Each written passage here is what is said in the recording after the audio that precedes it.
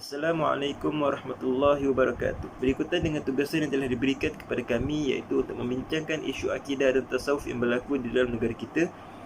Saya ingin membentangkan hasil perbincangan kumpulan kami berkaitan isu tasawuf yang berlaku di dalam negara kita. Seterusnya saya akan teruskan kepada latar belakang permasalahan yang kami bincangkan. Sebagaimana umum mengetahui, pada akhir Januari 2020 yang lalu, kita telah dikejutkan dengan sebuah wabak virus yang telah bermula menular di Wuhan, China, yang dikenali sebagai novel coronavirus ataupun nama singkatannya COVID-19. Virus COVID-19 ini telah mula merebak di China dan menjangkiti bahagian besar masyarakat di China dan telah banyak meragut nyawa mereka. Keadaan menjadi lebih parah apabila wabak virus COVID-19 ini telah menular ke seluruh dunia termasuk Malaysia. Hal ini telah menyebabkan rakyat Malaysia sendiri berasa rusing, gelisah, tidak tenteram akan terhadap keadaan terkini. Sehinggalah Perdana Menteri kita Tan Sri Muhyiddin Yassin telah mengumumkan sebuah arahan Perintah Kawalan Pergerakan, yang ini PKP, untuk menangani masalah isu COVID-19 ni. Sepanjang tempoh PKP dilaksanakan, rakyat Malaysia dilarang sama sekali untuk keluar ke rumah kecuali atas urusan-urusan yang penting dan tertentu, seperti membeli barangan harian ataupun urusan kecemasan yang lain. Perintah Kawalan Pergerakan ini dilaksanakan adalah untuk memastikan kebajikan dan keselamatan rakyat Malaysia sendiri. Namun begitu, segelintir ataupun sebahagian besar rakyat Malaysia masih mengingkari dan tidak patuh terhadap arahan PKP ini. Jadi kami memandang isu pengingkaran dan ketidakpatuhan terhadap arahan PKP ini sebagai sebuah isu di bawah skop tasawuf yang melibatkan rakyat Malaysia. Seterusnya saya akan teruskan kepada isu perbincangan yang kami bincangkan. Isu yang pertama ialah rakyat masih tidak sedar akan bahayanya pandemik COVID-19 ni.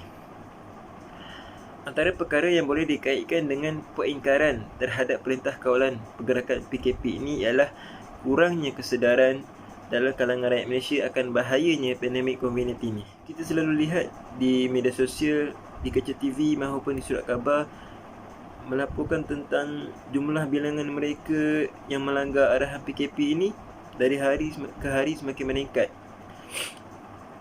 Keadaan ini melihatkan bahawa segelintir rakyat Malaysia yang masih berkeras kepala untuk keluar ke rumah tanpa alasan atau urusan tertentu.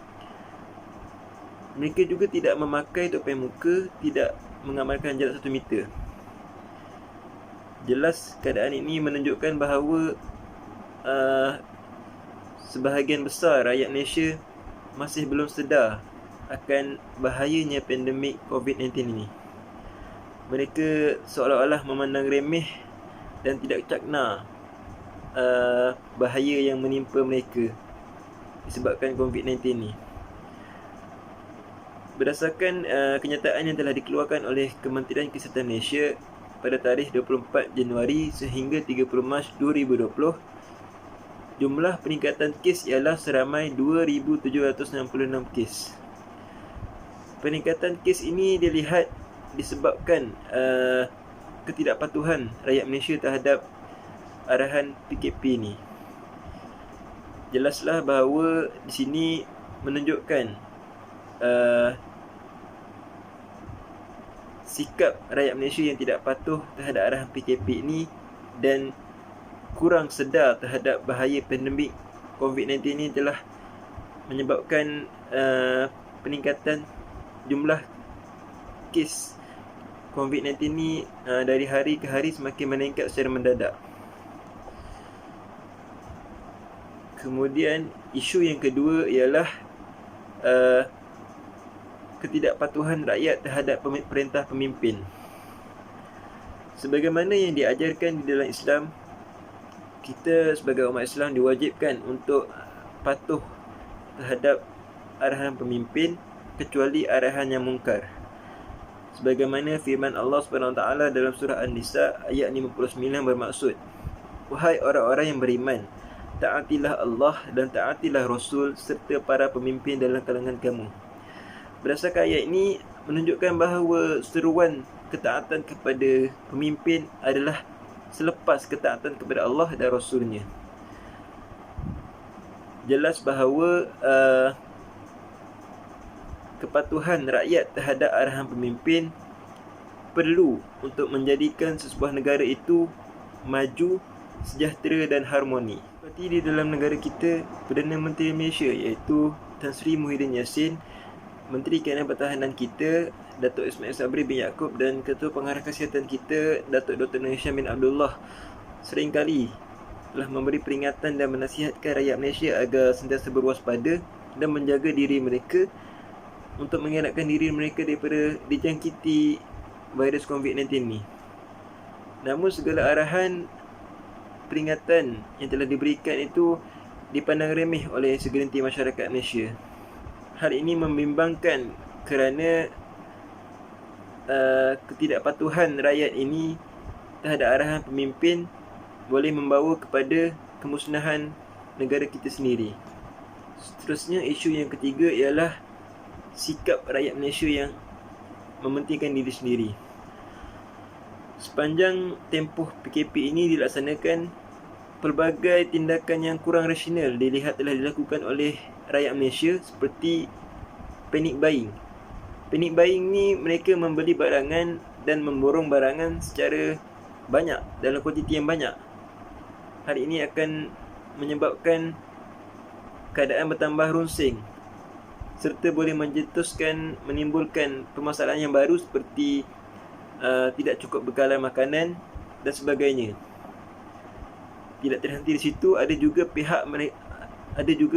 terdapat pihak yang memborong lalu menjualnya semula dengan harga yang lebih tinggi hanya untuk mendapatkan keuntungan untuk diri sendiri. Ada juga yang sanggup melanggar arahan PKP ini untuk kepentingan dan keuntungan diri sendiri. Sebagai contoh, mereka membuka premis dan tidak mematuhi SOP hanya untuk mengaut keuntungan. Terdapat juga pesakit yang telah dijangkiti wabak COVID-19 ni tapi mereka tidak melaporkan kepada pihak kesihatan. Cuba bayangkan, mereka yang dah positif COVID-19 ini kemudian mereka keluar ke rumah. Secara tidak langsung mereka telah menyebarkan virus COVID-19 ini kepada seluruh rakyat Malaysia dan memberi risiko kepada rakyat Malaysia yang lain untuk dijangkiti. Semua tindakan-tindakan yang telah dilakukan oleh rakyat Malaysia ini membuktikan bahawa sikap rakyat Malaysia ini amat mementingkan diri sendiri tanpa memikirkan kebajikan, keselamatan dan kesihatan orang lain. Seterusnya, isu yang keempat ialah rakyat Malaysia yang masih belum dapat menerima norma kehidupan yang baru. Hal ini mungkin kerana mereka sudah terbiasa dengan norma kehidupan mereka yang terdahulu yang bebas untuk melakukan apa sahaja aktiviti. Namun, semenjak negara kita dilanda oleh pandemik COVID-19 ini telah memaksa kita untuk menerima norma kehidupan yang baru, dan ini agak sukar diterima sepenuhnya oleh rakyat Malaysia. Hal ini kerana mereka sudah terbiasa bebas melakukan aktiviti seperti berjalan-jalan, bersia-sia atau apa sahaja aktiviti tanpa sebarang halangan dan sekatan. Mereka seolah-olah tidak dapat menerima keadaan yang berlaku pada masa kini. Mereka juga seolah-olah tidak redha atas ketetapan yang telah ditetapkan. Namun setiap permasalahan pasti ada penyelesaiannya. Seterusnya saya akan teruskan kepada langkah-langkah penyelesaian bagi menangani isu ketidakpatuhan arahan PKP ni. Antara langkah penyelesaian yang pertama ialah kerjasama pihak polis dan tentera dalam memastikan rakyat terus mematuhi arahan PKP. Sejak kebelakangan ni, jumlah bilangan mereka yang ingkar arahan PKP ni semakin meningkat mendadak. Jadi kerajaan memandang isu ini dengan lebih serius dan mengambil inisiatif untuk mengarahkan Angkatan Tentera Malaysia ATM untuk bekerjasama dengan Polis Diraja Malaysia PDRM untuk mengawal dengan lebih ketat sepanjang tempoh kawalan pergerakan PKP ni. Hal ini untuk memastikan jumlah bilangan mereka yang ingkar ini dapat dikurangkan sekaligus memastikan penularan wabak COVID-19 ini dalam keadaan terkawal. Seterusnya ialah pihak kerajaan telah memperkasakan undang-undang sepanjang tempoh PKP ini. Tidak terhenti dengan hanya sekatan jalanan. Pihak kerajaan juga telah memperkuatkan undang-undang seperti mereka yang ingkar PKP ini akan dikenakan hukuman penjara selama 6 bulan dan kompaun sebanyak RM1,000 ataupun kedua-duanya sekali. Mereka yang mengulangi kesalahan yang sama juga akan dikenakan hukuman yang sama. Tindakan ini diambil untuk memberi kesedaran dan peringatan kepada rakyat Malaysia untuk patuh arahan PKP demi kebaikan semua pihak termasuk diri mereka sendiri. Seterusnya ialah memperketatkan kawalan di sepadan negeri. Sewaktu di musim perayaan yang lalu, kita lihat ramai rakyat Malaysia yang cuba untuk pulang ke kampung dan merentas negeri. Hal ini berjaya disekat oleh pihak kerajaan melalui Polis Diraja Malaysia dan Angkatan Tentera Malaysia yang mengawal ketat di sempadan negeri. Untuk hal ini untuk memastikan rangkaian COVID-19 ini dapat dihentikan. Sekatan jalan juga ditambah untuk menghalang rakyat Malaysia melalui lorong-lorong tikus yang ada. Namun jika terdapat keperluan ataupun urusan yang penting yang tidak dapat dielakkan untuk seseorang itu merentas negeri, mereka dibenarkan, tapi mereka perlu pergi ke balai polis untuk mengisi borang kebenaran ataupun melalui aplikasi Gerak Malaysia. Terdapat prosedur standard operasi, ini SOP juga yang perlu dipatuhi bagi mereka yang berentas negeri untuk urusan tertentu. Seterusnya, secara keseluruhannya, rumusan yang saya dapat rumuskan di sini adalah tindakan segelintir rakyat Malaysia yang ingkar arahan PKP ini perlu diberikan penekanan dan tindakan perlu dikenakan ke atas mereka untuk memberikan kesedaran dan peringatan kepada mereka bahawa pentingnya menjaga keselamatan dan kesihatan diri. Namun dari sudut akhlak dan tasawufnya, sikap masyarakat Malaysia ini telah membuktikan bahawa masyarakat pada hari ini masih berada dalam tahap yang rendah dari segi akhlak dan tasawufnya. Sebagai contohnya, sikap mereka yang amat pentingkan diri, tidak mematuhi arahan pemimpin, tidak mementingkan kebajikan, kesihatan dan keselamatan diri, tidak menerima ketentuan yang telah ditetapkan. Mereka lupa bahawa setiap tegahan dan larangan pasti ada hikmah di sebaliknya yang kita tidak ketahui. Manakala langkah penyelesaian yang diambil oleh pihak kerajaan ini pula dilihat sebagai suatu langkah untuk memberi kesedaran dan peringatan kepada kita untuk sentiasa berwaspada dan menjaga diri untuk memastikan tidak dijangkiti wabak COVID-19 ini. Kita sebagai manusia ini secara lumrahnya memang mudah lupa, mudah alpa dengan kesenangan yang kita perolehi, sehinggalah kita mendapatkan sebuah peringatan yang membantu kita untuk menyedarkan diri kembali untuk kembali ke pangkalan yang benar.